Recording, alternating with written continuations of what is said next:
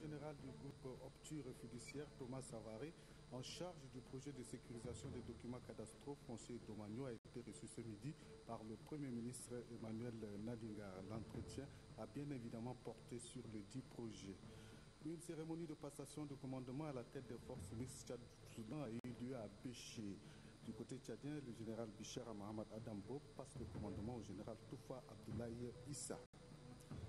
Paul Gasol, l'espagnol de la NBA en visite au Tchad, a participé à un match d'exhibition hier soir au terrain du lycée Félix Ébé au grand plaisir du public. Madame, Monsieur, bonsoir et bienvenue dans cette édition. Le directeur général du groupe Ouverture Fiduciaire, Thomas Savaré, a été reçu ce midi par le Premier ministre Emmanuel Nadingar. Au centre de l'entretien se trouvent des questions relatives au projet de sécurisation des documents cadastraux, fonciers et domaniaux, officiellement lancé par le chef de l'État. Le compte rendu de cette audience avec Assira Nambatinga. C'est en compagnie du ministre des Affaires foncières et du Domaine, Maître Jean-Bernard Padaré, que le directeur général du groupe Ouverture Fiduciaire a franchi le perron de la primature. 24 heures après le lancement officiel du projet de sécurisation des documents cadastraux, fonciers et domaniaux confiés à son groupe, Thomas Savaré est venu s'entretenir avec le Premier ministre Emmanuel Nadingar de ce projet novateur, garant d'un développement urbain durable et porteur d'espoir pour tous les Tchadiens qui aspirent légitimement à un habitat décent. Le Premier ministre Emmanuel Nadingar, qui n'a pas manqué de féliciter aussi bien le groupe Ouverture et le ministère des Affaires foncières et du Domaine pour le travail abattu, a émis les vœux de voir ce projet contribuer à l'amélioration de l'habitat au Tchad. C'est un projet d'importance capitale pour le Tchad à l'heure de la Renaissance. Les conflits fonciers qui battent le record de tous les litiges au niveau des tribunaux seront donc résolus à travers ce projet. Ce projet d'un coût de 5 milliards de francs CFA sera exécuté en 2 phases. La première phase consiste à numériser tous les documents cadastraux et domaniaux et la seconde phase en la délivrance des documents sécurisés aux usagers. Le projet concerne en effet 10 villes, dont N'Djamena, la capitale. Le ministre des Finances et du Budget, Christian Georges Digimbaï, a fait un point de presse cet après-midi. Ce point de presse est relatif à la grève lancée par l'UST. Je vous invite à suivre ce point de presse. Depuis le début de la grève lancée par l'Union des syndicats du Tchad, UST, le 17 juillet 2012, une légère perturbation est perceptible dans le fonctionnement des services de l'État et ceux du ministère des Finances et du Budget en particulier. Au niveau de la direction de la solde, et ce, malgré les efforts du gouvernement d'aplanir ce conflit social par le dialogue, force est de reconnaître que le traitement et le paiement des salaires des fonctionnaires et agents civils de l'État accusent un retard. Cette situation est la conséquence directe de la radicalisation du mouvement de grève par l'UST. Il convient de préciser qu'en temps normal, ce processus de paiement des salaires n'excède jamais 20 jours calendaires, ce qui permet aux travailleurs de la fonction publique de bénéficier du fruit de leur travail, en général aux alentours de la fin du mois. À cause de la grève, et en ce qui concerne particulièrement le mois d'août 2012, la remise en cause par l'UST de la réquisition des agents pour le traitement des salaires ordonné par le ministère des Finances et du Budget n'a pas permis de respecter ces délais habituels. Dans ce contexte, le gouvernement de la République du Tchad tient par ma voix à rappeler que la rémunération étant par définition la contrepartie d'un travail fourni, les salaires du mois d'août 2012 ne seront versés qu'aux agents non grévistes. À cet effet, j'adresse tous mes hommages pour les efforts et les sacrifices consentis durant cette période difficile par cette catégorie d'agents et regrette par avance les désagréments que cette situation leur causera. En conséquence, l'UST doit prendre ses responsabilités et s'acquitter de la rémunération de ceux des agents qui ont respecté son mot d'ordre de grève. Je vous remercie. Conformément au communiqué de l'UST, le secteur privé, par solidarité, doit observer une journée de grève ce jeudi. Ce mot d'ordre de grève A-t-il été suivi sur le terrain? La réponse dans son tas signé à Doumbé Hortense. L'UST entre dans sa 4e semaine de grève et invite cette fois-ci les travailleurs du secteur privé à la solidarité. Sur le terrain ce jeudi, la plupart des institutions restent cependant ouvertes. Ici, nous sommes dans une institution bancaire de la place. Les clients attendent d'être servis au guichet et les agents sont à leur poste. Nous travaillons normalement à 100%. Tout le personnel est là. Donc, je crois qu'il n'y a pas de souci au niveau de la SGT. Dans nombre d'institutions privées, les agents se disent non syndiqués. Ils vaquent normalement leurs options, respectant ainsi leurs engagements vis-à-vis de leur employeur. Par rapport à la grève lancée par l'UST, le vice-président du MDD, Ahmad Temboud Mohamed, a fait un point de presse ce matin. Il lance un appel au gouvernement et à l'UST afin de négocier franchement pour mettre fin à cette grève qui perdure. Je vous propose un extrait de ce point de presse. Le MDD, parti membre de la mouvance présidentielle, ne peut rester indifférent car cet imbroglio nous interpelle tous, le gouvernement, l'UST et le peuple tchadien tout entier. Chacune de ces trois entités devrait apporter sa contribution pour trouver une issue à la crise sociale. C'est pourquoi le MDD appelle d'abord l'UST à dialoguer sérieusement pour débloquer cette situation de revendication légitime. Nous pourrions revendiquer tout en continuant à travailler pour faire avancer à grands pas ce pays tant à la traîne. Quant au gouvernement, nous lui demandons à se pencher sérieusement et véritablement sur la cherté de la vie qui chaque jour vide le panier de la ménagère tchadienne et rend la vie difficile aux familles les plus démunies, notamment celles qui ont un salaire bas. Sans la paix, la concertation et l'engagement de tous, nous ne pourrions avoir de solution optimale au problème fondamental de cherté de vie. Je vous livre le contenu de deux communiqués de presse relatifs à la grève avant de passer à autre chose.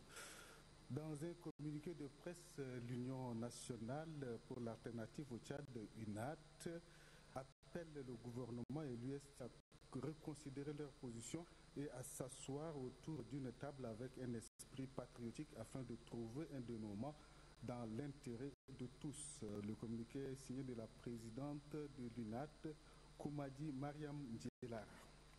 Dans un autre communiqué,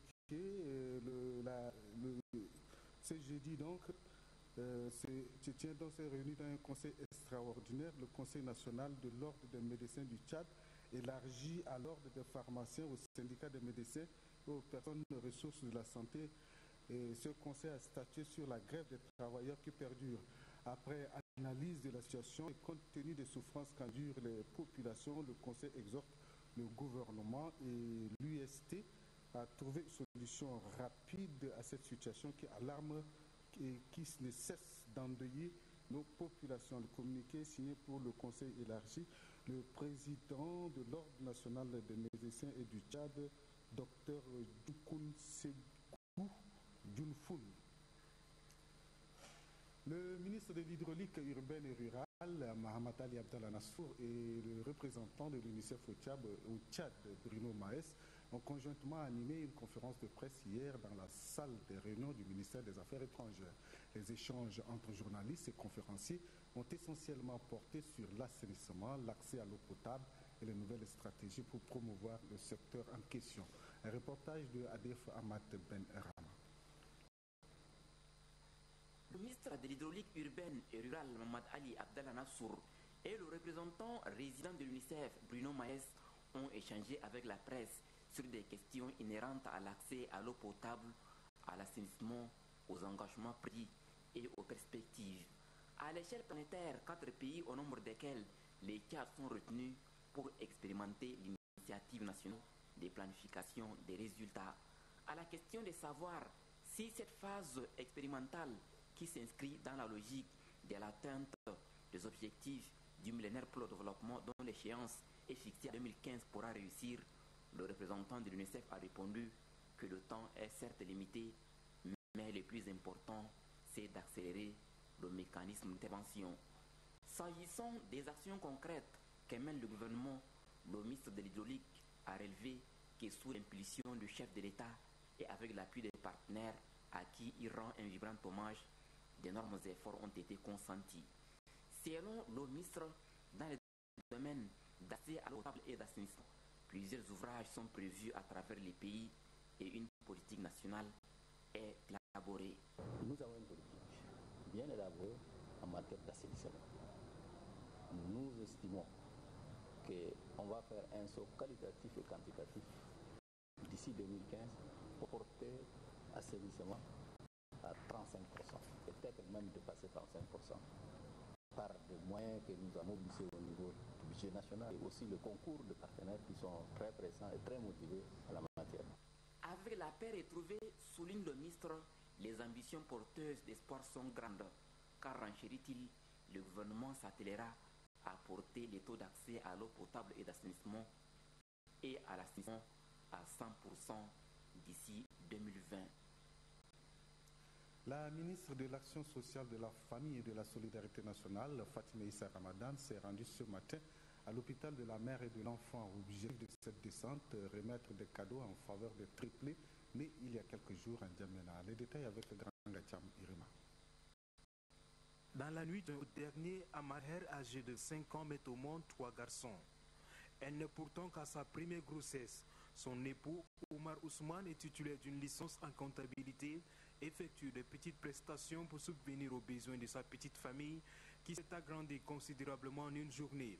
Une situation qui ne laisse pas indifférentes les autorités, dont la ministre de l'Action sociale. Fatima Issa Ramadan a effectué le déplacement de l'hôpital de la mère et de l'enfant. Elle est accueillie par le directeur général de cette institution publique, Dr Mahamad Koyalta. Cette aide, bien que minime, est selon la ministre de l'Action sociale, Fatima Issa Ramadan, le signe que le gouvernement est à l'écoute de sa population. Je prie le bon Dieu parce que la richesse, c'est d'abord les enfants. Et je l'ai dit tout à l'heure, pour pouvoir mettre un mot un peu aussi divin à l'endroit de couple, pour dire au papa que Dieu seul sait, il a envoyé ses 3 enfants, peut-être à travers ces 3 enfants, c'est aussi une chance. Donc Dieu les da et nous prions Dieu pour ça. Et voilà, moi j'ai fait ce que je peux faire. Personnellement, j'avais intervenu pour témoigner ce geste aussi modeste là, la solidarité d'une mère. Père des triplés se dit fier de cette attention portée à l'endroit de sa modeste famille. Je remercie à l'ensemble du gouvernement et je remercie aussi la ministère de l'Action sociale pour les aides qu'ils nous ont apportées. Je remercie beaucoup pour toute l'équipe de l'hôpital mère et enfant, en particulier à monsieur le directeur de l'hôpital, Mahamad Koyalta, pour tous les soutiens qu'il m'apporte. À leur naissance, les 3 nouveau-nés pesaient entre 1400 et 1600 grammes. Aujourd'hui, la mère et les garçons sont en parfaite santé. L'hôpital de la mère et de l'enfant renforce la capacité de ces techniciens biologistes. 10 techniciens sont en formation sur le diagnostic des infections sexuellement transmissibles chez la femme, l'hygiène et la sécurité au laboratoire. La formation a démarré ce matin dans l'enceinte du dit hôpital. Le reportage de Anastasie Bissi. C'est pour soulager les souffrances quotidiennes des femmes et des enfants en matière de santé que l'hôpital de la mère et de l'enfant renforce la capacité de ses techniciens biologistes. La présente formation sur le thème le diagnostic biologique des infections sexuellement transmissibles chez la femme et l'hygiène et sécurité au laboratoire va permettre aux participants de contribuer à l'accélération, la réduction de la mortalité néonatale et infantile. Les bénéficiaires vont échanger sur des notions d'étiologie des IST et des techniques de détection des germes responsables des IST. Le directeur général de l'hôpital de la mère et de l'enfant indique qu'il veillera personnellement au suivi et à l'évaluation des travaux. Surtout quand on sait que les IST sont une cause indirecte de mortalité maternelle. Le diagnostic d'une femme qui a une permet sa meilleure prise en charge. Et nous savons, selon les DST, l'enquête démographique santé, la deuxième enquête, la prévalence des IST au Tchad est de 2,5% chez les hommes et 4,2% chez les femmes. Parce que les femmes semblent être plus exposées au risque en raison du manque d'informations et de certaines prédispositions biologiques. Je ne dirai pas plus, certainement que vos formateurs vous en diront. Et cette formation des techniciens biologiques a un double objectif. D'abord, renforcer la capacité technique des techniciens biologiques pour le diagnostic des infections sexuellement transmissibles et prévenir les infections nosocomiales. Les organisateurs entendent de ces participants des techniciens capables d'interpréter un examen cytobactériologique et un diagnostic des chlamydioses urogénitales féminines. Un communiqué de presse avant de passer à autre chose. Madame Amina Kodiana, ministre des Droits de l'Homme et des Libertés fondamentales, a reçu aujourd'hui Madame Cédrine Beney, conseillère en sécurité humaine du département fédéral des affaires étrangères suisse, Dr Erika Slappi, consultante suisse en droits de l'homme, accompagnée de Madame Begui Ramadi Angel, chargée du programme sécurité humaine de la coopération suisse. L'objet de cette visite est de répondre à un réel besoin du département en matière de ressources humaines, matérielles et financières afin d'être au rendez-vous des exigences des conventions signées ou ratifiées par le Tchad dans le domaine des droits de l'homme. Le communiqué est signé donc du directeur de cabinet du ministère des droits de l'homme et des libertés fondamentales, Dimasde Mbaye Toloum. Le secrétaire général adjoint du ministère du Plan, de l'économie et de la coopération internationale, Koumandi Patrick, a fait un point de presse ce matin. Ce point de presse est relatif au lancement de l'enquête sur l'emploi dans les entreprises formelles. Je vous propose de suivre un extrait de ce point de presse. Du Comité national pour l'éducation et la formation en liaison avec l'emploi, le CONEF, un sens interministériel d'orientation, de décision doté d'un secrétariat exécutif et de 2 organes techniques. Il s'agit de l'Observatoire de l'éducation, de la formation et de l'emploi, dénommé OPSEF, le Fonds national d'appui à la formation professionnelle, le FONAP. L'OPSEF, en tant que structure de veille sur l'emploi et de la formation professionnelle, doit, dans ses attributs, collecter, analyser au moyen d'enquêtes et d'études les informations sur l'emploi, les métiers, le chômage et la formation afin de faire des propositions pertinentes au pouvoir public lors de la conception des politiques de formation et de résorption du chômage. Élaborer et diffuser les outils et indicateurs d'interface entre le marché du travail et l'offre nationale de formation. Participer à la conception, si nécessaire, à la réalisation, mais surtout à la diffusion de toute documentation, études, enquêtes d'envergure sur les thèmes relatifs à la politique de l'emploi, de l'éducation et de la formation.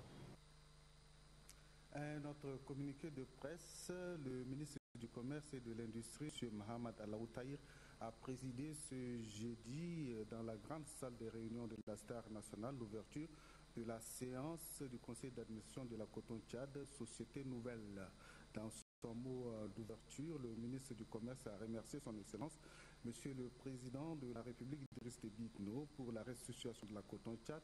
Après des années de régression, cette restructuration drastique est une phase importante qui devrait donner une nouvelle impulsion à la société et booster la production. Il a demandé aux nouveaux dirigeants de la nouvelle société de prendre des précautions afin de ne pas retomber dans les erreurs du passé. Pour clôturer, il a rappelé les dispositions des statuts relatifs à la modalité de gestion de la société par un président directeur général, Mohamed Adoum Ismaël, et un directeur général adjoint, Foba Padake.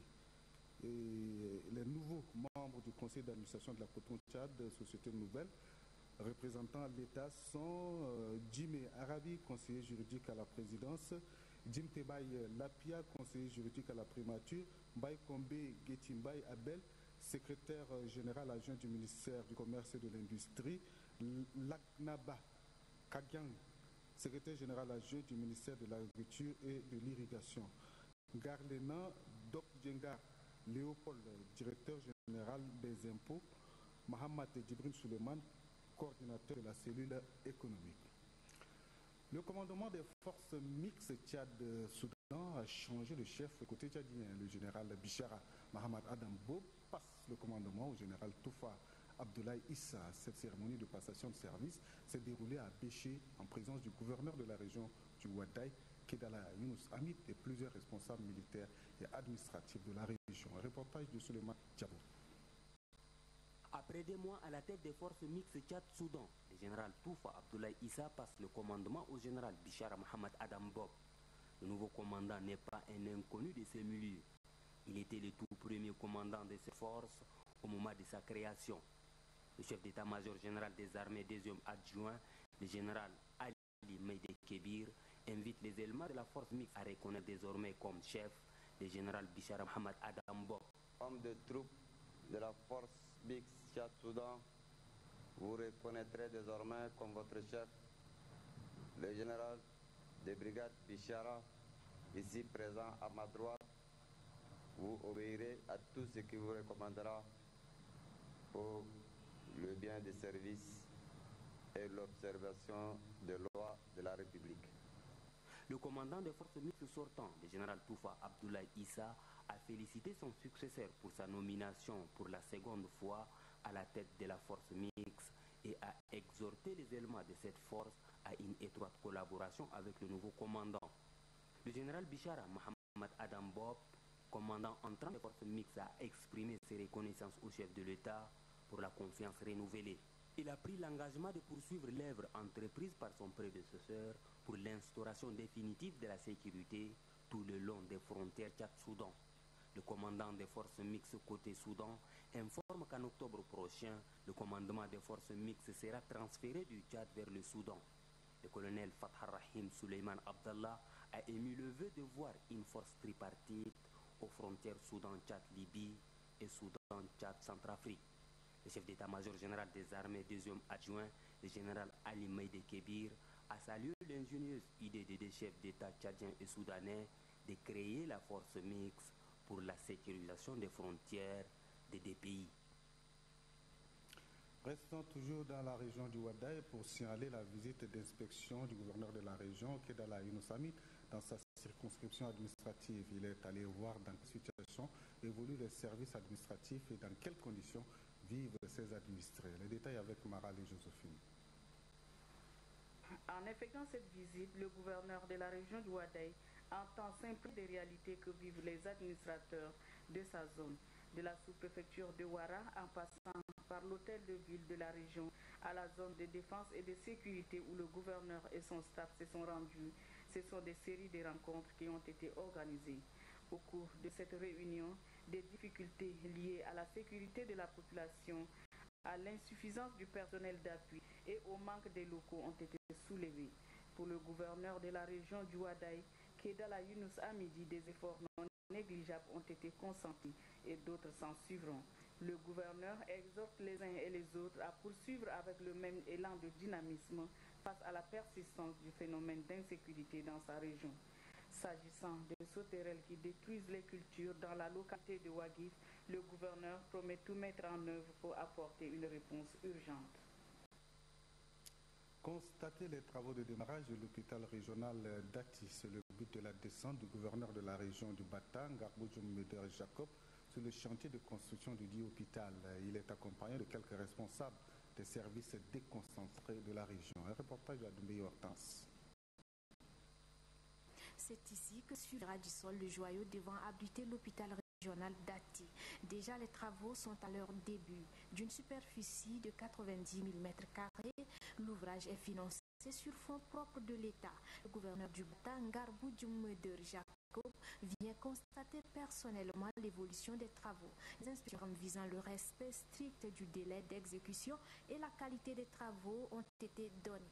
Le directeur du projet rassure le gouverneur et la délégation qui l'accompagne que les travaux seront achevés dans le délai prévu. Ngarboujoum Meder Jacob a saisi l'opportunité pour remercier le chef de l'État pour ce cadeau précieux offert à la population du Bata. Il faut relever que le coût global des travaux s'élève à plus de 4 milliards 670 millions de nos francs.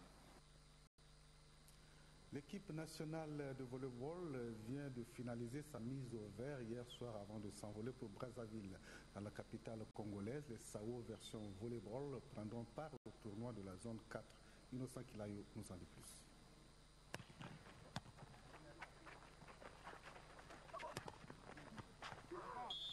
Pour cette dernière séance de mise au vert avant le départ de Brazzaville, il n'y a que 12 volleyeurs sur les 22 qui ont été mobilisés. Les 10 autres joueurs ont été purement et simplement écartés de la sélection. Mieux, c'est trop dur, mais nous sommes préparés. Vous savez, vous n'allez pas me croire si je dis nous sommes mieux préparés. Au Tchad, ce n'est pas possible de mieux préparer une compétition, il faut le dire. Mais nous sommes préparés. Nous avons le minimum, je dis bien, qu'il faut pour qu'on participe. Deux sacrifices ont été faits de la part des joueurs, de notre part nous-mêmes. C'est cette équipe composée des joueurs locaux, des joueurs évoluant dans les championnats africains, mais aussi en France, qui ira défendre les couleurs nationales avec un enjeu énorme. La Confédération africaine de volleyball a souhaité, pour que les différentes fédérations ou les différents pays prennent part à la CAN volleyball, qu'il y ait des éliminatoires au niveau zonal. Et ce qui fait que nous sommes obligés maintenant de faire effectivement les éliminatoires de la zone 4 au niveau de Brazzaville qui accepte effectivement de pouvoir organiser ces éliminatoires qui donneront accès aux 3 premiers du groupe d'être qualifiés effectivement pour la CAN 2013.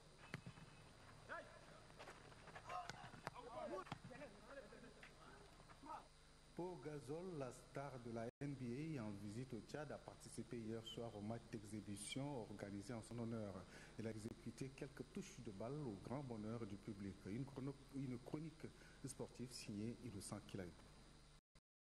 Avec les jeunes de 14 à 17 ans, Paul Gasol a administré quelques leçons de basketball. Au 3e match avec les filles, c'est aussi un enseignement. Ce fut au 4e match, livré avec l'équipe nationale, que le public a assisté à une démonstration du talent de la vedette du basketball de la NBA.